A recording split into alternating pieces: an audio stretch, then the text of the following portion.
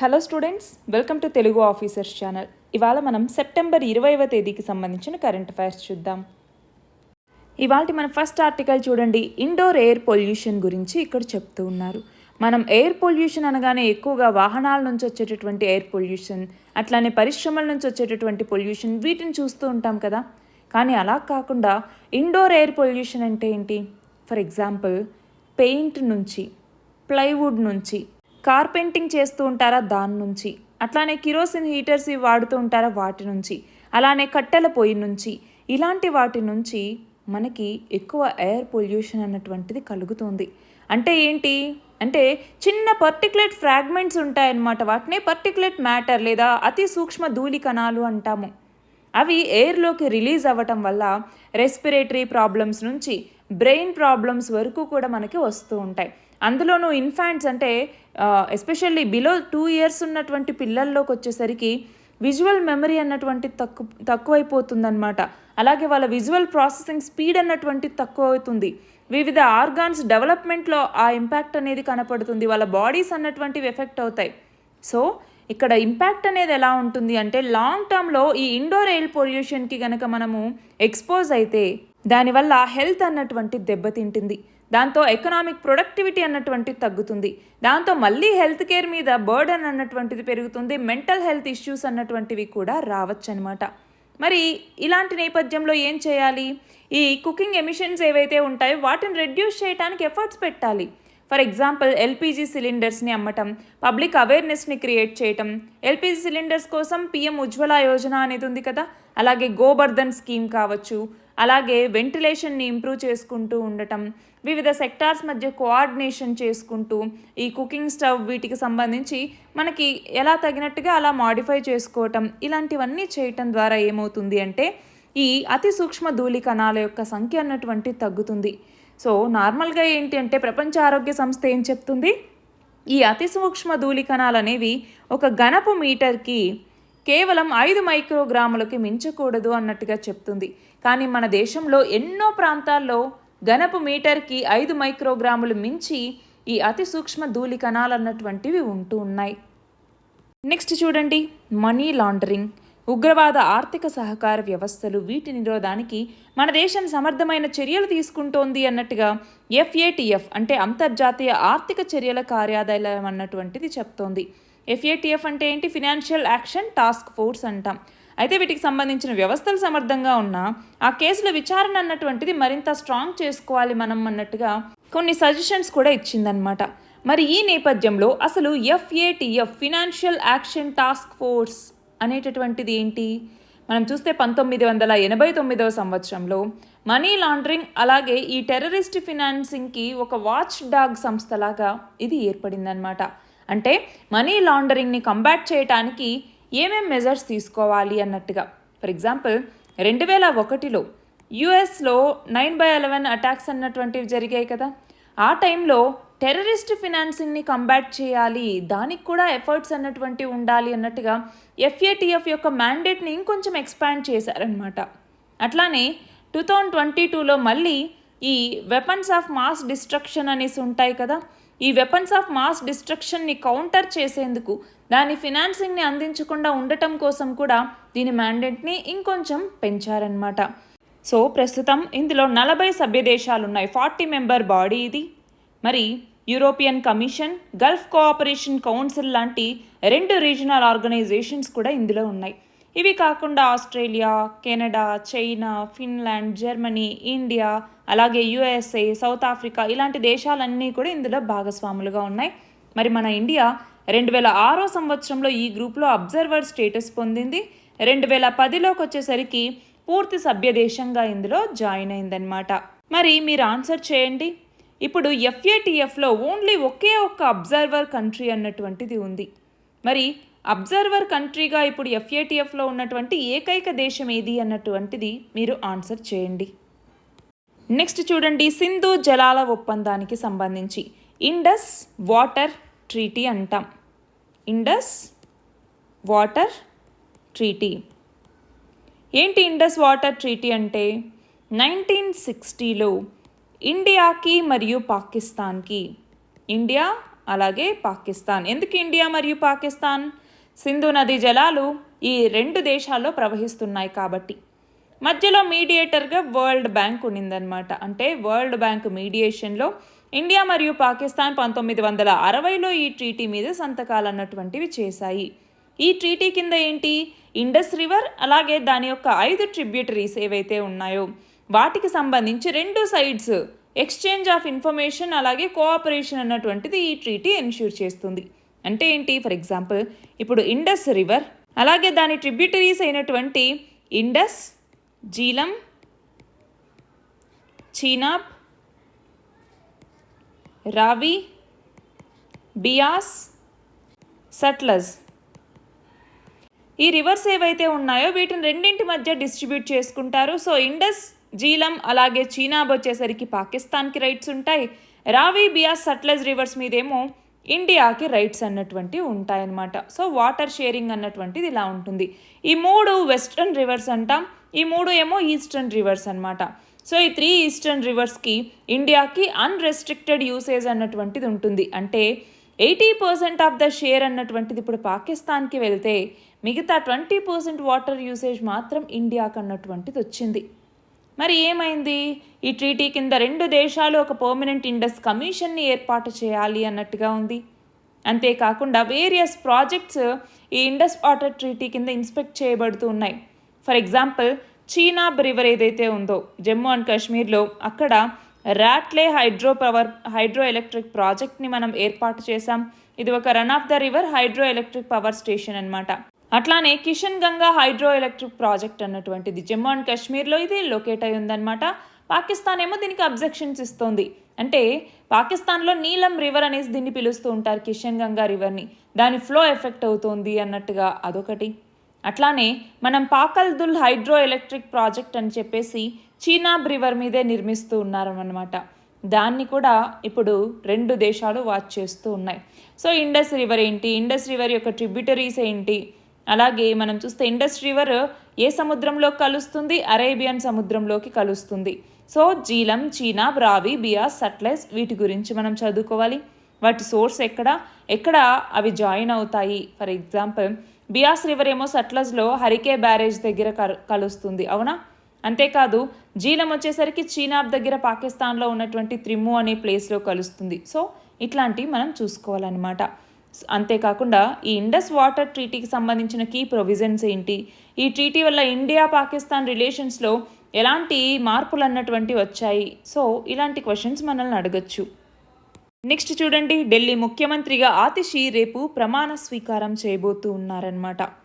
మరి వచ్చే సంవత్సరం ఫిబ్రవరిలో ఢిల్లీలో ఎన్నికలు అన్నటువంటివి జరగాల్సి ఉంటే వాటిని నవంబర్లోనే పెట్టండి అన్నట్టుగా ఎలక్షన్ కమిషన్ని అడుగుతూ ఉంది ఢిల్లీ ప్రభుత్వం. మరి ఏమవుతుంది అన్నటువంటిది మనం చూడాలన్నమాట. సో ఇప్పుడు ఏంటి, ఆల్రెడీ ముఖ్యమంత్రిగా ఉన్నటువంటి అరవింద్ కేజ్రీవాల్ రాజీనామా చేయటం, ఆ ప్లేస్లో అక్కడ ఉన్నటువంటి ఎమ్మెల్యేలు కొత్త ముఖ్యమంత్రిని ఎన్నుకోవటం అన్నటువంటిది జరిగింది.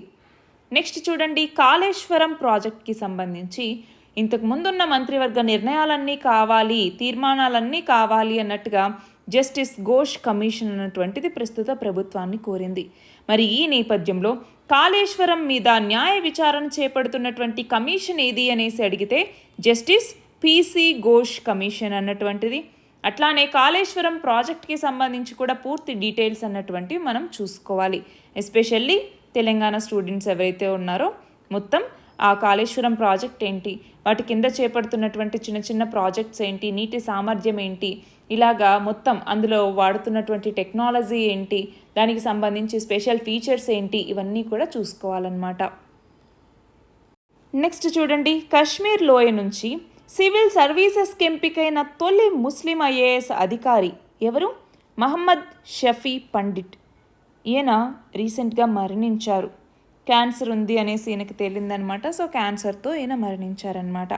మనం చూస్తే స్వయం ప్రతిపత్తి కలిగినటువంటి Jammu Kashmir public service commission చైర్మన్గా 2009లో ఈయన సేవలు అందించినటువంటి వ్యక్తి. 1969లో ఈయన సివిల్ సర్వీసెస్కి ఎంపికయ్యారనమాట. సో ఇక్కడ స్వయం ప్రతిపత్తి కలిగిన అంటున్నాం. అంటే ఏంటి స్వయం ప్రతిపత్తి కలిగి ఉండటం? మనకి తెలుసు ఆర్టికల్ 370 ఆర్టికల్ 370 అబ్రగేషన్ అన్నటువంటిది జరిగింది. ఆర్టికల్ 370 మళ్ళీ ఇప్పుడు న్యూస్లో ఉంది, అవునా? ఎందుకు? జమ్మూ అండ్ కాశ్మీర్లో ఎన్నికలు జరుగుతూ ఉన్నటువంటి నేపథ్యంలో ఫస్ట్ ఫేజ్ ఆఫ్ ఎలక్షన్స్ అన్నటువంటివి ముగిసాయా, సెకండ్ మరియు థర్డ్ ఫేజ్ ఆఫ్ ఎలక్షన్స్ అన్నటువంటివి జరగబోతూ ఉన్నాయి. ఆ నేపథ్యంలో ఆర్టికల్ 370 ఏదైతే స్పెషల్ స్టేటస్ని ఇచ్చిందో జమ్మూ అండ్ కాశ్మీర్కి, దాన్ని అబ్రగేట్ చేయటం, అది అయిపోయి 5 సంవత్సరాలు అయిపోయినటువంటి నేపథ్యంలో జమ్మూ అండ్ కాశ్మీర్లో ఎలాంటి మార్పులు వచ్చాయి అన్నటువంటిది కూడా మనం చదువుకోవాలి. నెక్స్ట్ చూడండి, ఇజ్రాయెల్ లెబనాన్కి సంబంధించి. ఇజ్రాయెల్ లెబనాన్ అన్నటువంటి దేశం ఎక్కడుంది? ఫర్ ఎగ్జాంపుల్ ఇజ్రాయెల్ అన్నటువంటిది ఇలా ఉంది అంటే పైన ఇక్కడ లెబనాన్ అన్నటువంటి దేశం ఉందన్నమాట. సో ఇజ్రాయెల్కి ఇటు లెబనాన్కి మధ్య దాడులు అన్నటువంటివి జరుగుతూ ఉన్నాయి. ఆ నేపథ్యంలో ఇది యుద్ధం కిందే లెక్క అన్నట్టుగా లెబనాన్లో ఉన్నటువంటి హెజ్బొల్లా అధిపతి అయినటువంటి నస్రల్లా ఇతను చెప్తున్నారు. సో రీసెంట్గా ఏమైంది? పేజర్లు, వాకీ టాకీలు ఇవన్నీ పేలిపోతూ ఉన్నటువంటి నేపథ్యంలో గాజాకి పరిమితమైనటువంటి యుద్ధం ఇప్పుడు లెబనాన్కి విస్తరించబోతుంది అన్నటువంటి న్యూస్ బయటకు వచ్చింది. సో ఇప్పుడు వార్ అన్నటువంటిది నార్త్ వైపుకు మూవ్ అవుతోంది అనేసి మనం ఆర్టికల్స్ చదివే ఉంటాం. సో ఈ నేపథ్యంలో ఏంటి, ఇప్పుడు ఈ పేజర్లు, వాకీ టాకీల పేర్లు ఇవన్నింటితో ఇజ్రాయెల్ సరిహద్దు అన్నటువంటిది మీరింది, దాంతో యుద్ధం రావచ్చు, ఆల్రెడీ యుద్ధం కిందే లెక్క అన్నట్టుగా ఇక్కడ మాట్లాడుతున్నారు. నెక్స్ట్ చూడండి, జమ్మూ అండ్ కాశ్మీర్ ఎలక్షన్స్కి సంబంధించి ఆల్రెడీ మనకి Jammu and Kashmir reorganisation act ద్వారా ఒక స్టేట్గా ఉన్నటువంటి జమ్మూ అండ్ కాశ్మీర్ ఇప్పుడు 2 యూనియన్ టెరిటరీస్గా మారింది. ఏంటా యూనియన్ టెరిటరీస్? ఒకటి జమ్మూ అండ్ కాశ్మీర్, 2 వచ్చేసరికి లదాఖ్. మరి జమ్మూ అండ్ కాశ్మీర్కి వచ్చేసరికి అసెంబ్లీ అన్నటువంటిది ఉంది, లదాఖ్ వచ్చేసరికి అసెంబ్లీ అన్నటువంటిది లేదు. మరి జమ్మూ అండ్ కాశ్మీర్ అసెంబ్లీలో మొత్తం ఎన్ని నియోజకవర్గాలు ఉన్నాయి? 90 నియోజకవర్గాలు, కాన్స్టిట్యుయెన్సీస్ అంటాం. ఈ 90 కాన్స్టిట్యుయెన్సీస్లో ఫస్ట్ ఫేజ్లో 24 నియోజకవర్గాలకి, సెకండ్ ఫేజ్లో 26 నియోజకవర్గాలకి, థర్డ్ ఫేజ్లో 40 నియోజకవర్గాలకి ఎలక్షన్స్ అన్నటువంటివి జరగబోతున్నాయి. మరి అందులో ఫస్ట్ ఫేజ్ అన్నటువంటిది ఫినిష్ అయింది. సో నెక్స్ట్ ఇంకొక 2 ఫేజెస్ ఉన్నాయి కదా, దానికి సంబంధించి ఇక్కడ మన ప్రధాని నరేంద్ర మోదీ శ్రీనగర్, కాట్రా ఈ ప్లేసెస్లోకి వెళ్ళి బహిరంగ సభల్లో మాట్లాడారనమాట. మరి ఆ నేపథ్యంలో జమ్మూ కాశ్మీర్ భవిష్యత్ కోసమే ఈ ఎన్నికలు అన్నటువంటివి జరుగుతూ ఉన్నాయి. ఆర్టికల్ 370ని ఎవరు వెనక్కి తీసుకురాలేరు అన్నట్టుగా ఈయన మాట్లాడారనమాట. నెక్స్ట్ చూడండి, ప్రాజెక్ట్ 200 అన్నటువంటిది ఏంటి? ప్రాజెక్ట్ 200 అన్నటువంటిది బెంగళూరుకి సంబంధించినటువంటి ఒక అంకుర సంస్థ బెల్లాట్రిక్స్ ఏరోస్పేస్. ఇది ఒక ఉపగ్రహ టెక్నాలజీని ఆవిష్కరించిందనమాట. అల్ట్రా లో అర్త్ ఆర్బిట్లో ఉపగ్రహం పనిచేసేలాగా ఈ టెక్నాలజీని తీసుకొచ్చింది. అంటే ఏంటి? మనకి నార్మల్గా ఉపగ్రహాలు అనేటటువంటివి 400 నుంచి 450 కిలోమీటర్ల ఎత్తుపైన కక్షలోకి ఇప్పుడు తిరుగుతూ ఉన్నాయి. కానీ దాన్ని తగ్గించి 200 కిలోమీటర్ల దూరంలోనే ఉపగ్రహాలు తిరిగేలా చేస్తే దాంతో చాలా ఉపయోగాలు ఉంటాయి. అందుకే దీన్ని అల్ట్రా లో అర్త్ ఆర్బిట్ అంటూ ఉన్నామన్నమాట. అంటే ఉపగ్రహం ఇంత తక్కువ ఎత్తులో ఉండటం వల్ల భూమికి వేగంగా సమాచారం అందుతుంది కదా. అలాగే సాధారణ ఉపగ్రహాలతో కంపేర్ చేసుకుంటే రిజల్యూషన్ ఎక్కువ వస్తుంది కదా. అలాగే ఉపగ్రహాల యొక్క ఖర్చుని కూడా తగ్గించవచ్చు కదా. మరి ఇన్ని బెనిఫిట్స్ ఉన్నాయి కాబట్టి ఈ టెక్నాలజీని ఇప్పుడు అభివృద్ధి చేశారనమాట. నెక్స్ట్ చూడండి, S&P గ్లోబల్ రేటింగ్స్ అన్నటువంటిది 2030-31కి వచ్చేసరికి మన భారతదేశం ప్రపంచంలో 3వ అతిపెద్ద ఆర్థిక వ్యవస్థగా మారుతుంది అనేసి అంచనా వేసిందనమాట. ప్రస్తుతం భారతదేశం 5వ అతిపెద్ద ఆర్థిక వ్యవస్థగా ఉంది. మరి ఎందుకని ఆ సంవత్సరానికల్లా 3వ అతిపెద్ద ఆర్థిక వ్యవస్థగా మన భారతదేశం అవతరిస్తుందని అంచనా వేసింది? రీజన్స్ ఏంటి అంటే వ్యాపార లావాదేవీలు అన్నటువంటివి పెరుగుతాయి, రవాణాని మెరుగుపరుచుకునేందుకు కావచ్చు, అలాగే ప్రైవేట్ పెట్టుబడులు పుంజుకునేందుకు కావచ్చు, ప్రభుత్వం మూలధనం మీద ఆధారపడడం తగ్గించేందుకు చాలా సంస్కరణలు తీసుకొస్తూ ఉంది ప్రభుత్వం. మరి వాటన్నింటి వల్ల కూడా మన ఆర్థిక వ్యవస్థ అన్నటువంటిది మరింత బలోపేతమవుతుంది అన్నట్టుగా అంచనా వేసిందనమాట.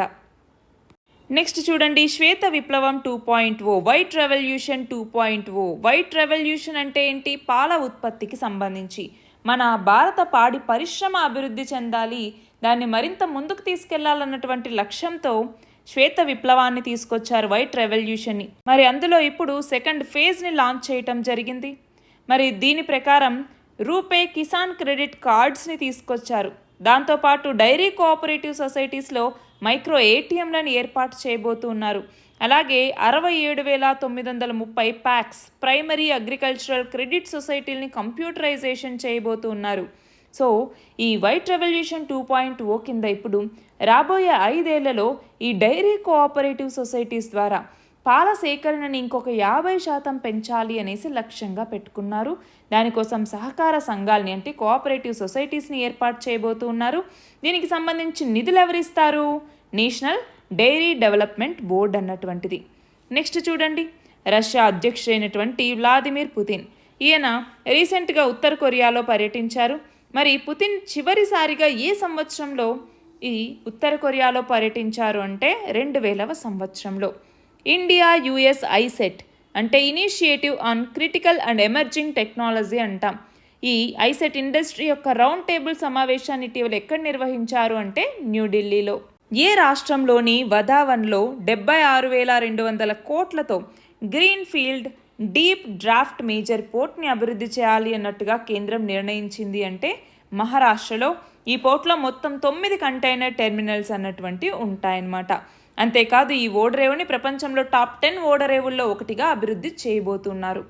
నెక్స్ట్ చూడండి, ఏ రాష్ట్రంలో విద్యా ఉద్యోగాల్లో బీసీ ఎస్సీ ఎస్టీల రిజర్వేషన్స్ని 50% నుంచి 65% పెంచుతూ ప్రభుత్వం తీసుకొచ్చిన చట్టాన్ని ఆ రాష్ట్ర హైకోర్టు కొట్టేసింది అంటే బీహార్. మనం చూసాం, సుప్రీంకోర్టు 1992లో రిజర్వేషన్స్ మీద 50% పరిమితి విధించింది. ఏ కేసులో? ఇందిరా సాహ్ని కేసులో, అవునా? అయితే సుప్రీంకోర్టు తీర్పుకు విరుద్ధంగా ఈ రాష్ట్ర ప్రభుత్వం 50% నుంచి 65%కి రిజర్వేషన్స్ని పెంచింది అన్నట్టుగా హైకోర్టులో పిటిషన్స్ దాఖలైతే హైకోర్టు ఏం చెప్పింది? ఈ ఏదైతే చట్టాన్ని తీసుకొచ్చిందో ఆ చట్టాన్ని కొట్టివేయటం జరిగింది ఆ రాష్ట్ర హైకోర్టు. ఇవి ఇవాల్టి ఆర్టికల్స్. PDF లింక్ డిస్క్రిప్షన్లో ఉంది. All the very best and thank you very much.